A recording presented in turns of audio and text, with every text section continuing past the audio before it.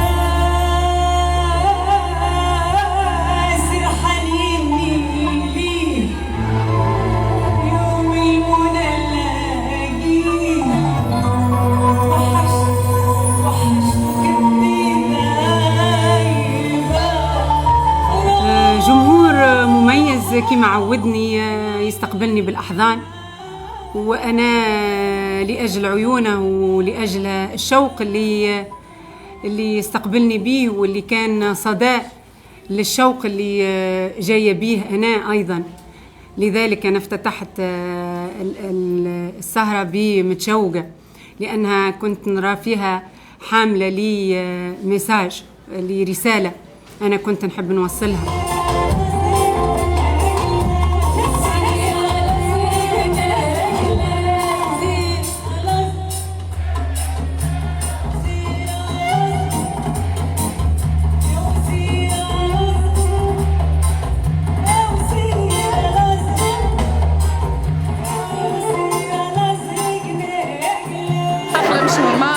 برشا أنا بها يعطيها الصحة، ما قصرتش، غناء قديم جديد حلوة برشا، الحفلة تعدى جو مش نورمال.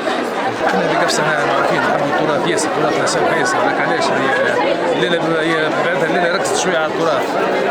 الحمد لله هذه سهرية باهية. سهرية تحفونة ياسر وممتازة للغاية، وفيها تاج راسنا نبيها الكراولي هزة القفاصة الكل فرحانين بها، وراي أختنا يعني شرفتنا في كل العالم. أنا مواطنة بالخارج ونتشرف بنبيها كراولي، وعملت لنا سهرة تحفونة ياسر، وبارك الله فيها وبارك الله فيكم. والله ما تدوم إلا العشرة، يعود الغزال للعين مهما يجرى، ما يطول غيابه وما ينسى حبابه، وعدني في جوابه زمان الهج يصف النية، والله مغروم بالغزال.